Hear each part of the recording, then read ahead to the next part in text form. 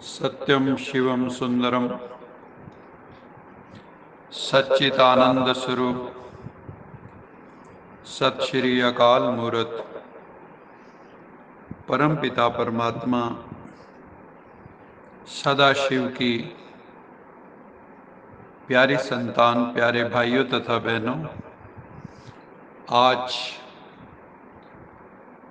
दिन रविवार 4 सितंबर 2022 की अव्यक्त बाप दादा की मुरली जो 1 अप्रैल 1992 को चली थी वो रिवाइज हो रही है।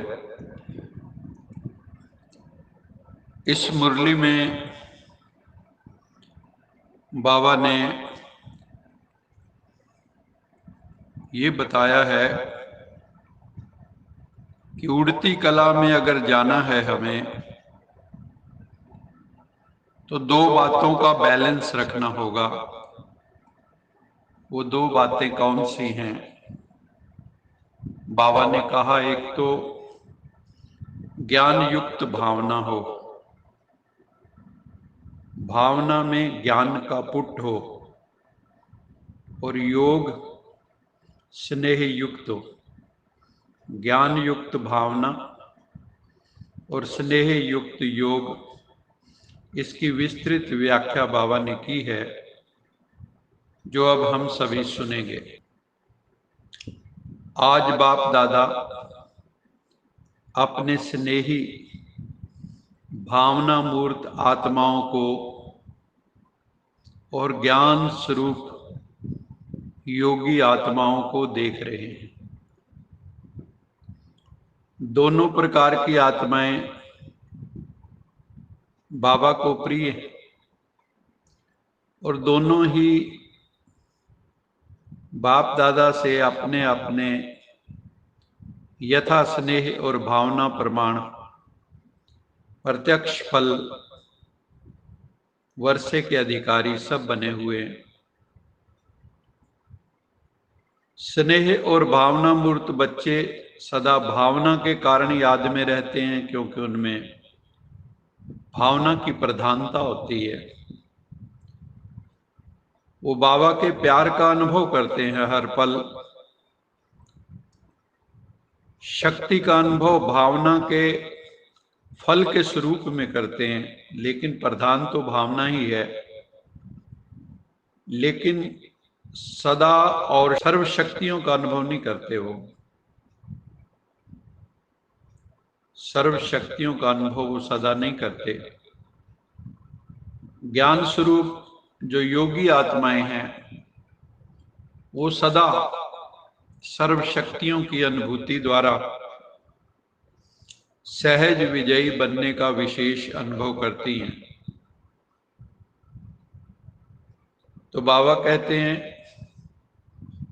कि ऐसी आत्माएं ही बाप समान बन जाती हैं जिनमें सर्व शक्तियों की अनुभूति।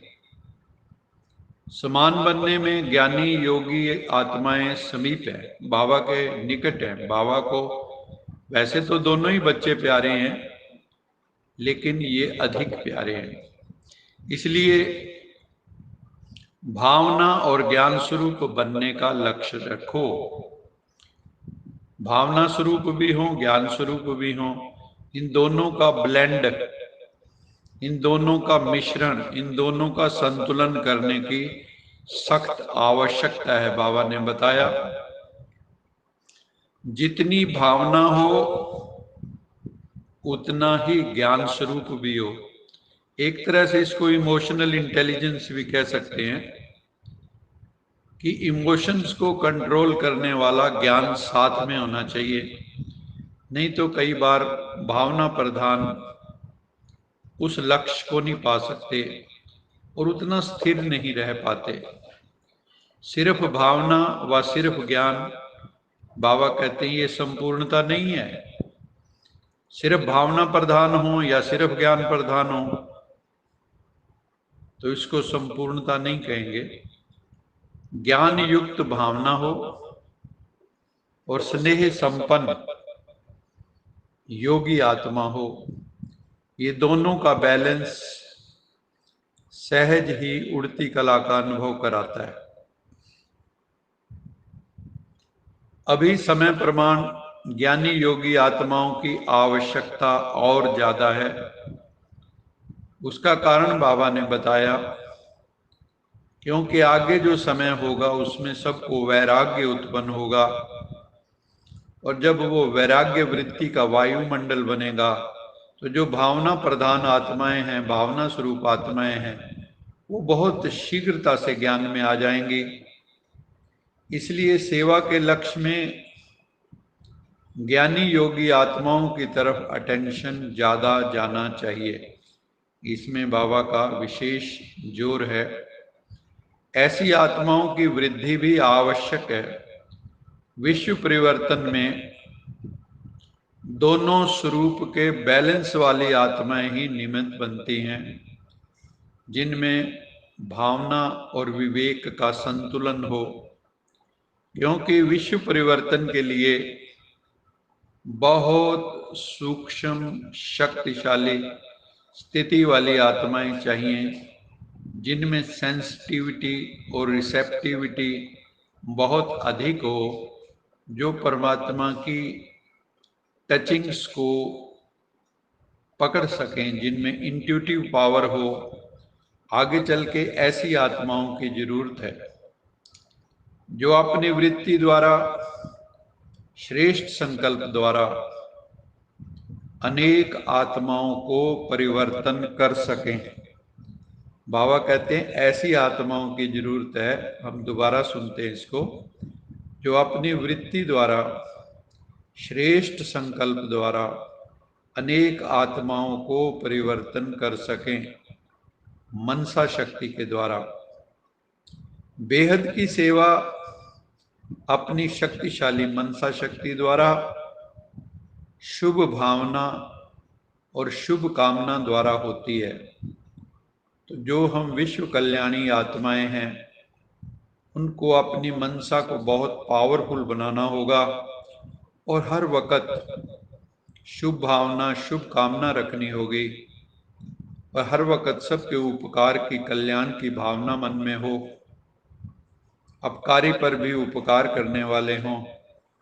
याद रखें, जैसे गुरु नानक देव जी ने कहा, नानक नाम चढ़दी कला, तेरे पाने सरबत का भला।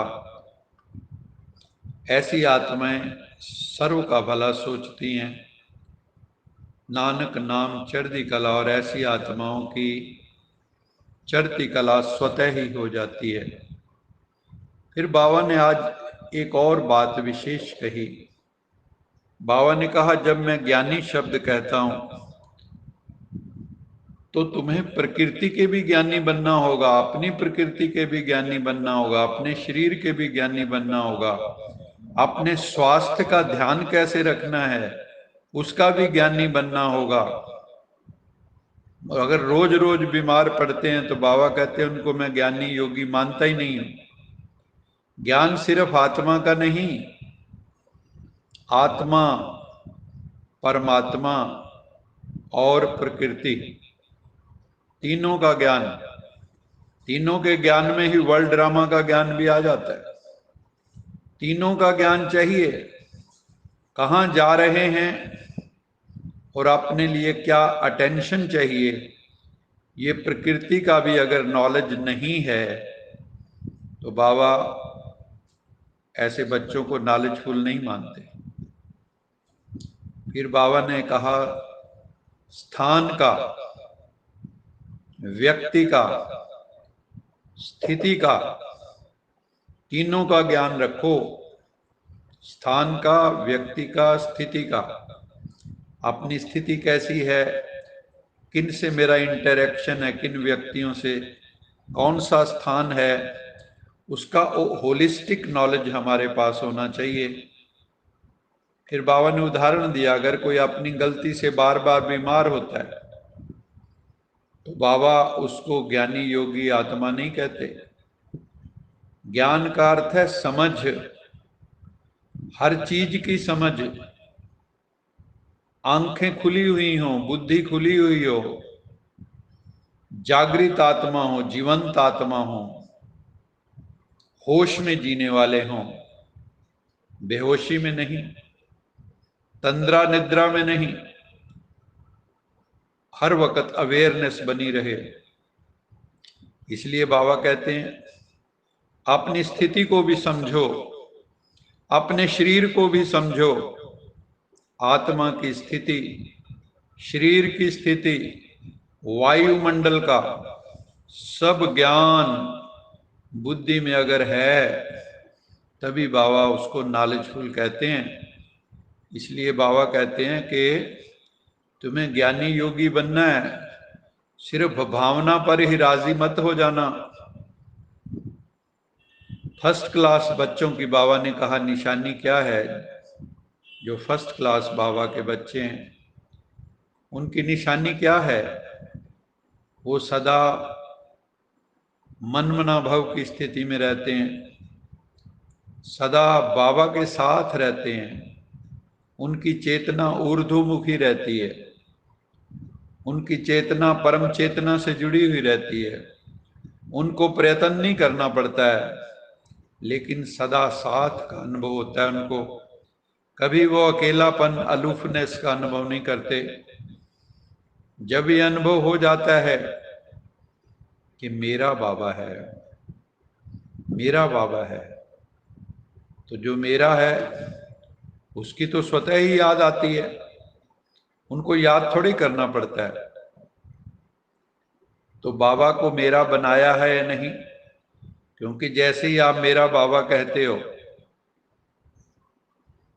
तो आपको सारे अधिकार प्राप्त हो जाते हैं। राजा का पुत्र राजकुमार, उसको सर्वाधिकार प्राप्त है। मेरा बाबा और मैं बाबा का कितना छोटा सा ये मंत्र है, मेरा बाबा और मैं बाबा का, कितने थोड़े से शब्द हैं और सेकंड की बात है, निश्चय की बात है, सहज भाव से याद की बात है। अगर ऐसा हो जाए तभी बाबा कहते हैं कि ऐसे बच्चों को ही मैं सहज योगी का टाइटल देता हूं। मेरा बाबा मैं बाबा का। बाप के साथ रहने वाले के सामने माया कभी आ नहीं सकती, क्योंकि जहां बाप है वहां माया आ ही नहीं सकती, उसकी प्रवेशता बंद है। बाप दादा हरेक की तकदीर का सितारा चमकता हुआ देख रहे हैं। बाबा जब देखते हैं तो आत्म दृष्टि होती है उनकी, और सबकी भ्रिकुटी में चमकता हुआ भाग्य का सितारा देख रहे हैं। आज की दुनिया में बाबा ने कहा बहुत बड़ी बात, जो बड़े बड़े विद्वानाचार्य आचार्य, उन्हों से भी आप पदम गुणा अधिक भाग्यवान हो। बस इसी खुशी में रहो, जो जीवन में पाना था वो पा लिया, लग गया पूरा निशाना, काम क्या बाकी रहा, पा लिया कि जो था पाना, काम क्या बाकी रहा। तो इसलिए उस नशे में जीना है, उस नशे में रहो, 24 आवर उस नशे में रहो, 24 आवर उस खुमारी में रहो। नाम खुमारी नानका चढ़ी रहे दिन रात, ऐसी खुमारी में चले जाओ जो दिन रात चढ़ी रहे। ऐसी श्रेष्ठ आत्माएं जो होती हैं, बाबा कहते हैं उनका हर संकल्प, हर बोल सदा श्रेष्ठ होगा, कभी कभी नहीं, सदा। सदा शब्द को अंडरलाइन करना है, ऑलवेज। क्योंकि बाबा कहते हैं तुम बच्चे कौन सा वर्षा पा रहे हो? सदा काल का। तो जो सदा का वर्षा पाने के अधिकारी हों तो उनकी स्थिति भी कैसी होनी चाहिए? सदा काल की। सदा शब्द को सदा याद रखना। बाबा ने कहा सदा शब्द को सदा याद रखना। यही वरदान सभी बच्चों को बाप दादा देते हैं। और वरदान में बाबा ने कहा हमेशा ये सोचो कि हम सदा खुश रहेंगे। अपने से वायदा करो, हम सदा खुश रहेंगे, सदा उड़ती कला में रहेंगे, सदा सर्व खजानों से संपन्न रहेंगे, सदा मौज मस्ती में रहेंगे, सदा खुमारी में रहेंगे, उसकी याद की मस्ती में रहेंगे। आज बाबा ने जो वरदान दिया उसमें बाबा ने कहा कि अगर संपूर्ण फरिश्ता बनना चाहते हो, एंजेलिक स्टेट को प्राप्त करना चाहते हो, तो उसके लिए क्या करना होगा? लगाव के सूक्ष्म धागों को समाप्त कर उड़ती कला में उड़ने वाले संपूर्ण फरिश्ता भाव। फरिश्ता अर्थात जिसका पुरानी दुनिया से कोई रिश्ता नहीं, तो सूक्ष्म रीति से अपनी चेकिंग करो कि अंश मात्र भी कोई धागा अपनी तरफ आकर्षित तो नहीं करता। मोह के धागे हैं ये, मोह के धागे तेरी उंगलियों में जा उलझे। हम सब एक दूसरे में उलझे हुए हैं, क्योंकि यदि कोई अच्छी चीज लगती है तो वह अपनी तरफ आकर्षित जरूर करती है। कई कहते हैं इच्छा तो नहीं है लेकिन अच्छा लगता है, तो बाबा क्या कहते हैं उसके लिए? इच्छा है मोटा धागा, अच्छा है सूक्ष्म धागा। अब उसे भी समाप्त करके संपूर्ण फरिश्ता बनो। आज का स्लोगन है मनसा द्वारा शक्तियों का और कर्म द्वारा गुणों का दान देना। मनसा द्वारा शक्तियों का दान देना है, वो वही दे सकेंगे जिनकी मनसा शक्तिशाली है, और अपने श्रेष्ठ कर्मों द्वारा गुणों का दान देना ही महादानी बनना है। अच्छा मीठे मीठे सिख लदे बच्चों प्रति माता पिता बाप दादा का याद प्यार गुड मॉर्निंग।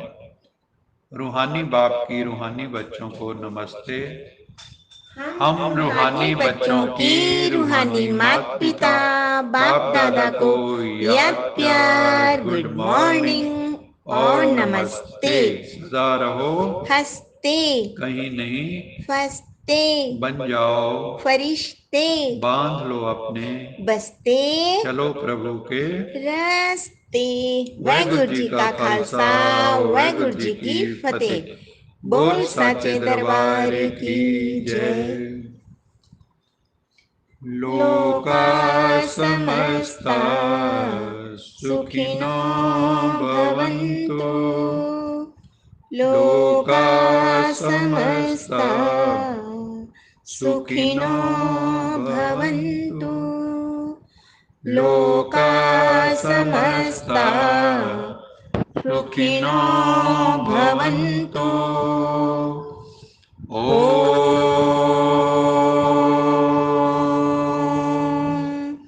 शांति शांति शांति।